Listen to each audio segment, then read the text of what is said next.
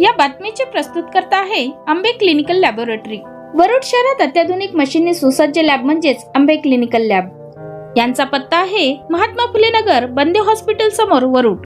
चुळामणी news पोर्टलच्या प्रेक्षकांना नमस्कार। आपल्यासोबत आहे प्राध्यापक कमल नारायण उईके, अन्याय अत्याचार विरोधात लढणारे प्राध्यापक कमल नारायण उईके सर आहे। सर, प्रत्येक कुठल्याही सामान्य माणसावर अन्याय अत्याचार होते त्यावेळेस आपण सतत अग्रेसर असतात, कुठलाही व्यक्ती असो तो कुठल्याही जाती धर्माचा असो। सर, नेमकंच नुकतेच प्रकरण घडलेलं आहे, त्या संदर्भात तुमची काय प्रतिक्रिया आहे? जी काही घटना घडलेली आहे ती अत्यंत निंदनीय आहे, क्रूर आहे। म्हणजे इतक्या 16 वर्षाच्या अगदी अल्पवयीन कोवळ्या वयाच्या मुलीचं अशा प्रकारचं लैंगिक शोषण करणे हे कदापिही समाजव्यवस्थेला मान्य नाही। म्हणजे जो व्यक्ती आहे राजा जमालुद्दीन काजी, वरुडचा व्यक्ती आहे, आणि ते स्लॅब टाकण्याचं जे काम राहते त्याच्यासाठी मजूर येतात, काही स्थानिक मजूर राहतात, काही बाहेर म्हणजे आपल्या शेजारी आता MP सुद्धा बैतूल जिल्ह्यातून मजूर येतात।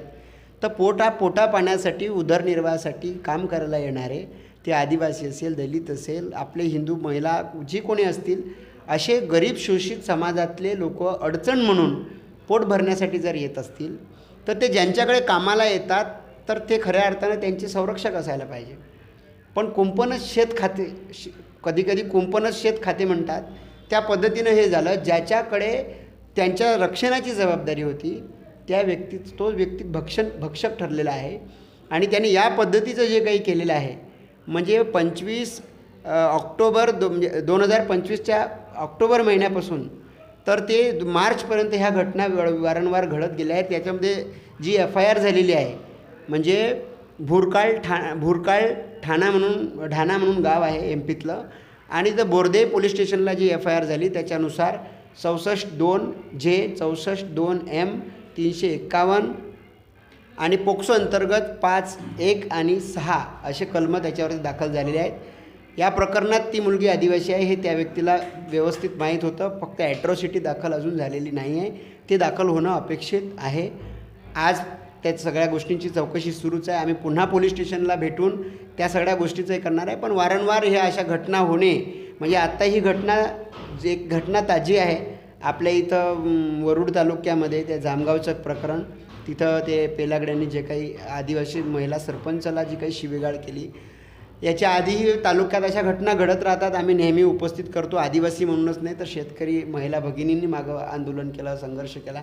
तर या वेगवेगळ्या ज्या अडचणी असतील, समस्या असतील, लोकांनी उघड आलं पाहिजे आणि जो गुन्हेगार आहे त्याला कठोरात कठोर शिक्षा झाली पाहिजे, ही आमची मनापासून मागणी आहे। सर, आपण आदिवासी समाज बांधवासाठी काम करत असतात, आदिवासीच नव्हे तर कुठल्याही व्यक्तीवर अन्याय अत्याचार होते तेव्हा आपण अग्रेसर असतात।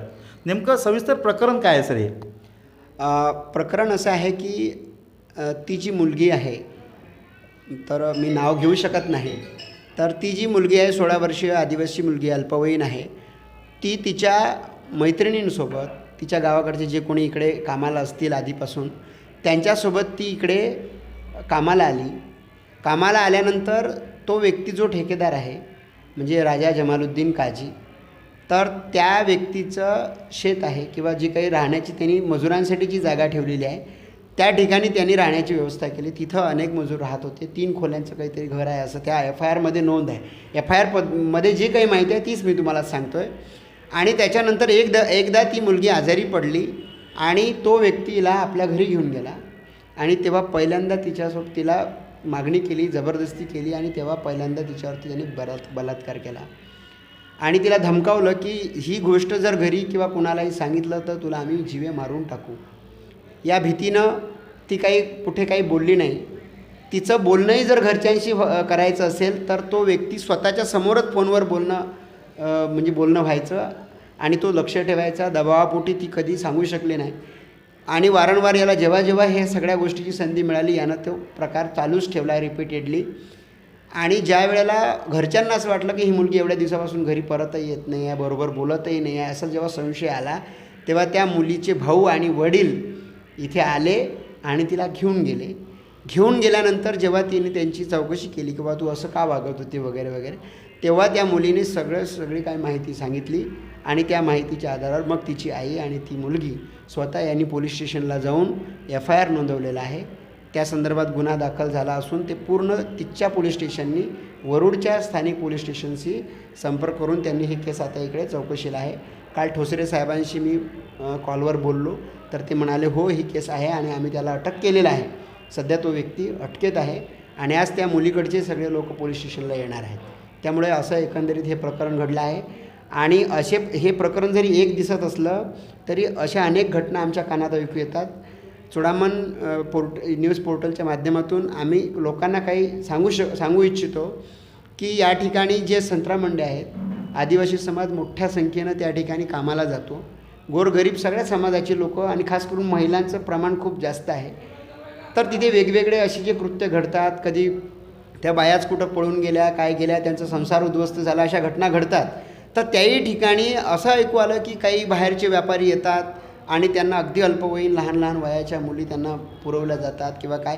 ह्या घटना आता हे मी बोलतो आहे कारण ऐकीव आहेत, अजून ऑफिशियली किंवा याचं सगळं माझ्याकडे पुरावे नाही आहेत. परंतु याच्या पुढे आमची ही मोहीम राहील की ज्या ठिकाणी असे बाहेरून येणारे मजूर किंवा काय असतील तर तिथल्या महिलांच्या प्रत्यक्ष भेटी घेऊन त्यांना अशा काही अडचणी आहेत का, किंवा जर असं काही घडलं असेल, ती हिंमत नसेल पोलीस स्टेशनपर्यंत पोहोचण्याची किंवा कोणी धमकावत असेल तर त्यांनी उघडपणे समोर यावं. आणि आम्ही भारतीय जनता पार्टीचे आदिवासी मोर्चा आघाडीचे जिल्हाध्यक्ष म्हणून मी, माझी टीम आणि तुमच्यासारखे सगळे लोक, पत्रकार मंडळी या सगळ्या गोष्टीला उघडकीस आणतील आणि अशा शोषित वंचित पीडित लोकांना न्याय मिळवून देतील अशी आम्हाला अपेक्षा आहे. आपल्यासोबत भारतीय जनता पार्टीचे अल्पसंख्याक सेलच्या आघाडीचे जिल्हा प्रमुख म्हणून आपल्यासोबत इम्रान खान सर आहेत. आदरणीय उमेशजी यावलकर यांचे ते खंदे समर्थक आहेत. सर, जो घडलेली घटना आहे खूप निंदनीय आहेत. सर, आपण काय सांगू शकला संदर्भात? सर, ये जो घटना हुई है आदिवासी बच्ची के साथ, ये बहुत ही निंदनीय है और बहुत ही गलत बात है. जिस किसी व्यक्ति ने ये गलत काम किया है, मैं मांग करूंगा कि उसको कड़ी से कड़ी सज़ा मिलनी चाहिए. क्योंकि मज़दूर वर्ग जो है, हमारा एक वरुड़ शहर ऐसा है कि जहाँ से एमपी से और आसपास से मज़दूर लोग अपना पेट भरने के लिए आते हैं. वो गरीब लोग अपने पेट भरने के लिए आते हैं और उनके साथ ऐसी गलत हरकत करना ये बहुत ही गलत बात है. मैं इस बात की कड़ी निंदा करता हूँ और मैं मांग करता हूँ कि उस आरोपी को कड़ी से कड़ी सज़ा दी जाए. यही मेरी मांग है और दोबारा ऐसी घटना ना हो इसके लिए प्रशासन को विशेष ध्यान रखना चाहिए, विशेष ध्यान देना चाहिए इस बात पर. अत्याचार अन्याय होणाऱ्या महिलावर आपण काय आवाहन करेन त्यांना? सर, बघा की सध्या त्या अशोक खरातचं प्रकरण ताजं आहे आणि त्या प्रकरणामध्ये या राज्याचे मुख्यमंत्री देवेंद्रजी फडणवीस साहेब अत्यंत प्रामाणिकपणे परिश्रम घेत आहेत आणि त्या प्रकरणामध्ये महिलांना न्याय मिळवून देण्यासाठी ते प्रयत्नरत आहेत. निश्चितच या ठिकाणी सुद्धा स्थानिक ठिकाणी आमचे सन्मान्य मोर्शी विधानसभेचे लाडके आणि लोकप्रिय आमदार सन्मान्य चंदूभाऊ यावलकर, या राज्याचे महसूल मंत्री चंद्रशेखरजी बावनकुळे साहेब, आमचे जिल्हाध्यक्ष रविराज देशमुख, हे सगळे, ही जी पूर्ण भारतीय जनता पार्टीची जी टीम आहे, हे निश्चितच या प्रकारे महिलांच्या आबरूला धक्का पोचेल किंवा त्या महिलांच्या आबरूला कोणत्याही प्रकारे त्यांच्या आबरूशी खेळ होईल याला सहन करणारी ही भारतीय जनता पार्टी नाही आहे. त्यामुळे सरकारसुद्धा याला सहन करणार नाही आहे. आम्ही ताकदीने, आमच्या मागेसुद्धा चंदूभाऊ यावलकर ताकदीने उभे आहेत. आमचं सरकार, या देशाचे मुख्यमंत्री फडणवीस साहेबसुद्धा पाठीशी ठामपणे उभे आहेत. म्हणून महिलांनी काळजी करू नका. जर असं काही घडत असेल तर निश्चितपणे तुम्ही पुढे या. सरकार तुम्हाला न्याय दिल्याशिवाय राहणार नाही. मोलमजुरीकरता ज्या महिला ग्रामीण भागातून नव्हे शहरी भागातून अदर राज्यातून ज्या महिला काम करण्याकरता आपलं गाव, आपला जिल्हा सोडून येत असेल, परंतु त्यांच्यावर जर कुठल्या प्रकारचा अत्याचार अन्याय होत असेल तर त्यांना वाचा फोडण्याकरता भारतीय जनता पार्टीची टीम पूर्ण सक्रिय आहे. त्यामुळे प्रत्येक भारतीय जनता पार्टीच्या पदाधिकाऱ्यासोबत संपर्क साधावा, त्यांच्यावर झालेल्या अन्यायाला वाचा फोडण्याचं काम भारतीय जनता पार्टी करत आहे. सोबत वरुड मोर्शी मतदारसंघाचे आमदार, लोकप्रिय आमदार उमेश चंदूभाऊ यावलकर हे सुद्धा सक्रिय आहे, त्यांची टीमसुद्धा सक्रिय आहे. त्यामुळे कुठल्याही महिलांनी अत्याचार सहन न करता त्याला वाचा फोडावी हीच विनंती. पाहत राहा कॅमेरा निकुबावनेसह प्रवीण सारखं चुडामणीस पोर्टल.